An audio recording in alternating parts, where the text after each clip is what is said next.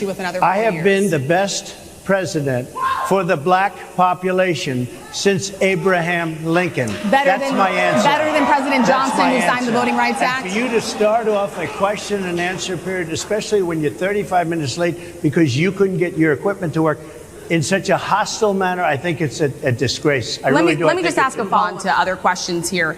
Some of your own supporters, including Republicans on Capitol Hill, have labeled Vice President Kamala Harris, who is the first black and Asian American woman to serve as vice president and be on a major party ticket, as a DEI hire.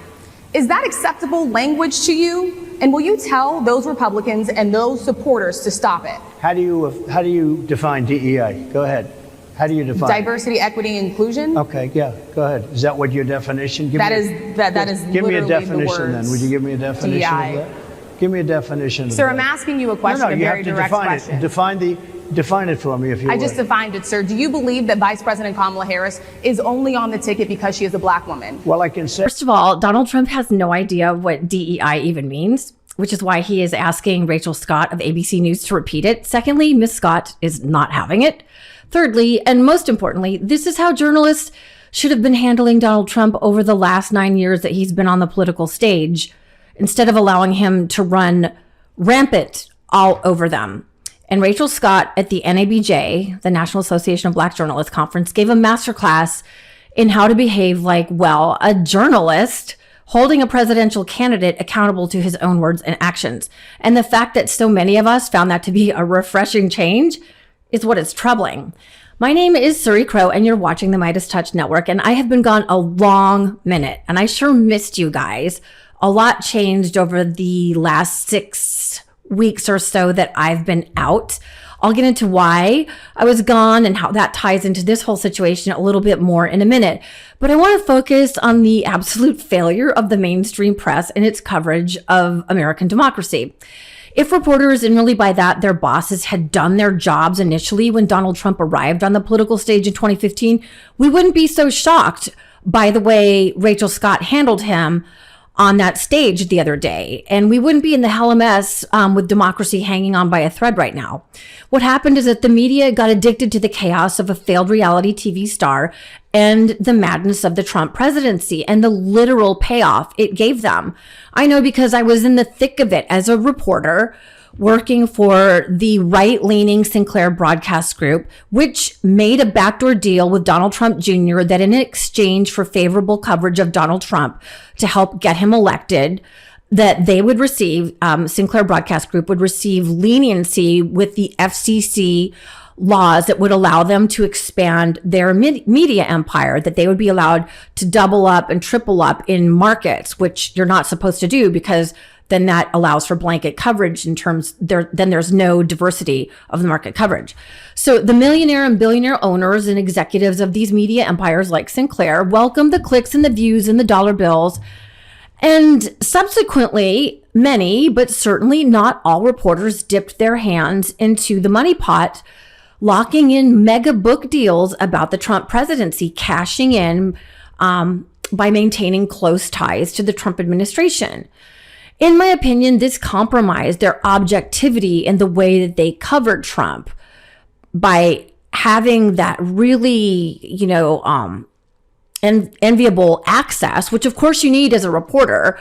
Reporters like Maggie Haberman and Peter Baker of the New York Times, Katie Tour, Jonathan Karl, and even the legendary Bob Woodward, who, make no mistake, is an incredible journalist, but they were all writing books about Trump, and some of them, not all, sat on critical information until their book release dates. Look, I have no issue with reporters writing books, but if you know of information that is compromising to our national security and our democracy and you're sitting on it until your book is released and your multi-million-dollar paycheck, that just makes me question how objectively you're covering somebody like Donald Trump, who is such a danger to our freedoms and our democracy. So anyway, that brings me to the Biden presidency. President Joe Biden arrived at the Oval Office ready to get work done, the work that he promised he would deliver on to the American people. And he did it. He got his nose down and he did the work, and he's doing it right now.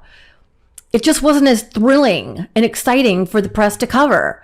Not only did he reverse the COVID death spiral that Donald Trump left him, remember the more than 1 million people that died because Donald Trump completely ignored his duty to protect the American people by rolling out mass vaccines. Biden did that, but he began the difficult work of engineering an economic recovery that nobody thought was possible. Everyone said that we would go into a recession, but President Biden reversed us from that nosedive. And now the United States has the envy of the world in terms of the economy. And no, it's not just by the stock market, which mostly rich people are invested in.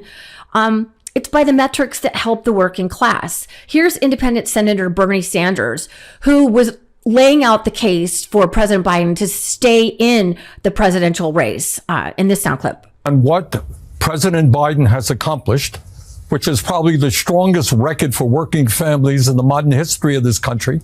And then we might want to talk about why people should vote for him and why, in my view, if he runs, he is going to be reelected. He has an agenda, we don't talk about it in the media much, that speaks to the needs of working families who have been ignored for decades. So when I go out and I tell people that President Biden wants to expand Social Security by asking the wealthy to start paying their fair share of taxes so we can increase benefits by $2,400 a year, people say, that's great. And when I say President Biden wants to expand Medicare so that we can cover dental, hearing, and vision, I know the media, these guys make a lot of money, not much interest in that. But if you're a senior who can't afford to go to a dentist, that means a lot. And if you have cancer, or have had cancer treatment, and you went bankrupt or you lost your home because of the outrageous cost, President Biden wants to end all medical debt in this country. He has a massive housing program which will deal with the crisis that exists all over this country. He understands that in the midst of massive income and wealth inequality, maybe it's time for the billionaire class to start paying their fair share of taxes. And by the way, he is running against the guy who doesn't believe that climate change is real, while every scientist in the world tells us the future of the planet depends upon us acting aggressively to cut carbon emissions. So I think maybe if we start focusing on his record, start focusing on what he is trying to do. Now, obviously, a lot has changed since Bernie Sanders gave that interview, but the problems that working class Americans are facing hasn't. And he's right. The media would just not talk about the Biden administration's achievements for the American people. They just wouldn't. The fact that the corporate media spent their time freaking the flip out over one bad debate after President Biden had literally been flying all over the world in an effort to save not just democracy here in America, but Western freedoms by leading and uniting the NATO alliance. Holding off Russian aggression in Ukraine, anyone, is to me just an epic and really almost unforgivable failure of where we are with corporate and Western journalism. And I was recovering and I was watching other coverage, particularly in the UK too, which I just thought was a complete failure. You see, past is prologue. We're supposed to learn from our mistakes. Like, how did Hitler rise to power in Germany, and Mussolini? And apparently the mainstream media here just hasn't, or they don't want to. Remember how we got to the Trump presidency in the first place, when the corporate press ganged up on Hillary about her alleged emails, which was nothing. Remember her emails. Well, it turned out that she did nothing wrong. The FBI completely exonerated her. And the press largely ignored the women who had credibly accused Donald Trump of sexually assaulting them. Remember that? And when voters went to the polls, they were just thinking about the mantra that the press was repeating about Hillary and her emails, when she didn't do anything wrong and was exonerated. So it's really important that the press does the honorable thing and reports information accurately instead of focusing time and attention, in this instance, reporting on the candidate who actually has serious cognitive decline and lied on that debate stage, upwards of 30 times, which we have shown over and over again here at the MeidasTouch Network. The press set an ageist, that's what it was, an ageist narrative against President Biden and would not let go until they had their kill shot. The other concern is that this seems to fit into a pattern of decline that has been reported on recently. New York Times had a headline on July 2nd, Biden's lapses are said to be increasingly common and worrisome. Here's what they wrote. People who have spent time with President Biden over the last few months or so said the lapses appear to have grown more frequent, more pronounced, and after Thursday's debate, more worrisome. By many accounts, as evidenced by video footage, observation, and interviews, Mr. Biden is not the same today as he was even when he took office 3.5 years ago. Similar reporting in the Washington Post and the Wall Street Journal. Are you the same man today that you were when you took office 3.5 years ago? In terms of successes, yes. I also was the guy who put together a peace plan for the Middle East that may be coming to fruition. I was also the guy that expanded NATO. I was also the guy that grew the economy. All the individual things that were done were ideas I had or I fulfilled. I moved on. And so, for example, well, that was true then. What's Biden done lately? Today, just announced 200,000 new jobs. So here, George Stephanopoulos is quoting the New York Times, which is the first problem he has here, because the New York Times has lost all credibility with me for quite some time in terms of the negative narrative that they have set up time and again, inaccurately, by the way. But which president is the same person that they are when they first arrive in the office? Every president who steps foot into the Oval Office is wearing a heavy mantle on their shoulders, with the exception of Donald Trump, who never did the job of the presidency. He was play acting it. In fact, Nancy Pelosi, in her forthcoming book, talks about that. She says that he knew on some levels that he was an imposter. He didn't do the job seriously. He ignored the good of the American people. He played golf. He worked maybe 3 hours a day. And other than that was rage tweeting and on the phone with Hannity and Tucker Carlson all night. But somebody like Joe Biden arrived ready to do the work, and he took on the weight of the disaster of the Trump presidency. So of course he's not the same person. Of course it aged him. When you're carrying the weight of the world literally on your shoulders, obviously it aged him. Going into war zones, re-engineering our economy, trying to take care of the needs of the American people, standing side by side with Volodymyr Zelensky, and keeping our country safe. And I mean, come on, that's just a ridiculous question. And furthermore, George and corporate media at large, what about the weird orange guy, this guy? I'd like to congratulate Vladimir Putin for having made yet another great deal. Did you see the deal we made? Together we will stop Kamala Harris's nation-wrecking. I'll tell you what, when you say violent mobs, let the violent mobs keep going. Institutions, insane asylums, they hate when I use Dr. Hannibal Lecter as the late, great Hannibal Lecter. Oh, they go, look at all the media back there. Look at all the fake news. Why aren't reporters asking that guy to step down, at least before President Biden bowed out of the race? Two of my favorite psychologists, Dr. John Gartner and Dr. Harry Siegel on the podcast Shrinking Trump, have been asking the press the same question for years. Interesting, Harry, is for months, actually for years, you and I have been trying to get the mainstream press to cover the story of Trump's cognitive decline and psychiatric dangerousness, right? We've been trying and trying and trying. No matter how much evidence we presented, no matter how much attention we brought to ourselves, no matter what we did, nothing would get them to cover Donald Trump's dangerous mental illness and cognitive decline. We never thought of it, but the thing we had to do was have Joe Biden drop out of the race. As it turns out. Now the focus is on the person who really is impaired. As it turns out. In my opinion, very sadly, the press and some disloyal Democrats spun a false narrative that pushed a man of honor and integrity and one of the most successful presidents in history in terms of everything he has gotten done in not even 4 years, until he graciously did what he believed to be best for the country because of this negative narrative from the press. He bowed out and he passed the torch, and he set the stage beautifully for Kamala. The energy is electric, and the media has a shiny, new, bright, younger toy, and her campaign is fire. But we can't forget how we got here. Past is prologue. History will repeat unless we learn. President Biden's work ethic and kind nature isn't as exciting and chaotic as Donald Trump's criminal behavior. The fear and chaos sells. Admit it. We all want to click on the video of what shit show Donald Trump got himself into today. But how are our lives better because of what Joe Biden has done for us and his administration, right?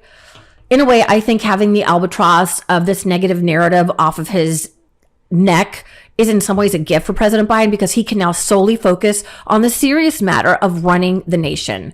And behind the scenes, even as he was addressing the nation in his bowing out speech, he was leveraging his equity and respect with global leaders to free U.S. prisoners in Russia, something that only President Biden, with his mastery of global affairs, could have done. When they answered the phone on the other side, I said, welcome almost home. President Biden aides say spearheading the deal on the phone with a European counterpart just an hour before he announced he was dropping out of the 2024 race, and personally lobbying the German chancellor to help facilitate the swap.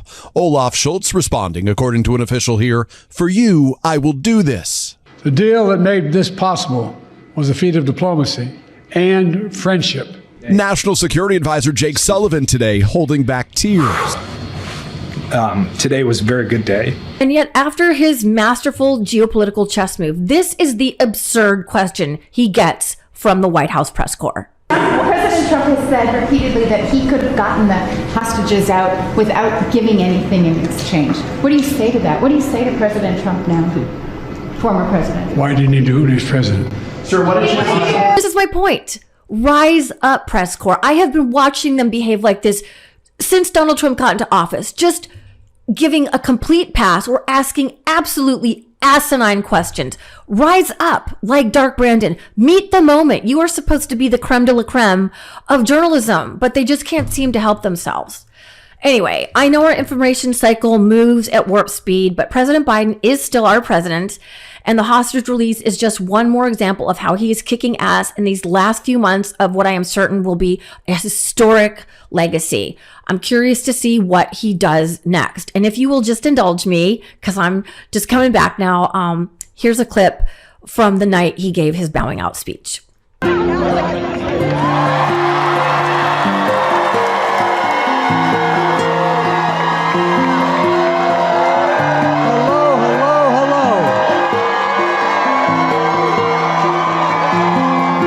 Hey, folks, look, the only reason that we've had the progress we've had is because of you. And that's not hyperbole. That's the God's truth. Thank you, thank you, thank you. It gets me every time. I've watched it like 20 times and I cry every time. Every time. President Biden is just a really good human, and he's really good at doing his job. I am personally so grateful to President Biden for building on the legacy that President Barack Obama left him by expanding the Affordable Care Act. In March, I was diagnosed with breast cancer. And on top of being terrified of that cancer diagnosis, I used to lie in bed at night terrified of how my cancer coverage would be taken care of, because as an independent journalist, my health insurance comes through the ACA. And I would worry that if Donald Trump and the MAGA Republicans get control of the House, Senate, and the White House in this next election, what would I do? How would my cancer diagnosis and my medical needs be covered? But thanks to President Biden, who expanded Medicaid and the ACA, all of my cancer treatments were covered. I am super blessed to say that my cancer is now gone. I'm currently doing rehab to get my health back into shape. And I do have one more surgery in the fall. But despite a record enrollment in the ACA this past year, which is amazing, millions of Americans are still uninsured and do not have access to affordable health care because Republicans in red-controlled states have absolutely refused the federal government's assistance and expansion of Medicaid and the ACA and Medicare in Republican-controlled states. And that to me is just criminal. And we know that MAGA Republicans have outlined in Project 2025 that they will do away with, they will get rid of the ACA. They will take away and dismantle our healthcare system, which is not perfect. But in my case and millions of others, it has saved our lives. No one should ever lie awake at night facing a life-threatening illness, wondering how they will pay for healthcare. President Biden and Vice President Harris know this, and that is why we absolutely have to keep the momentum building, not only behind Kamala, but behind every Democratic candidate in every race from school board to Congress. The work for democracy is not one and done. It is ongoing. And the same racists who hate Barack Obama and misogynists who wanted Hillary Clinton locked up are doubling down on Kamala. So it's just going to get dirtier. They're going to go for every nasty trick in the book. I am confident that she's geared up for this, and so are we. I have missed y'all so much. My name is Suri Crowe. You are watching the MeidasTouch Network, where the truth is golden. Let's do this, you guys. Let's run through the home stretch, and I hope to see you back here very soon. Let me know what you think in the comments, and good health and peace to you all. Love this video? Make sure you stay up to date on the latest breaking news and all things Meidas by signing up to the MeidasTouch newsletter at MeidasTouch.com/newsletter.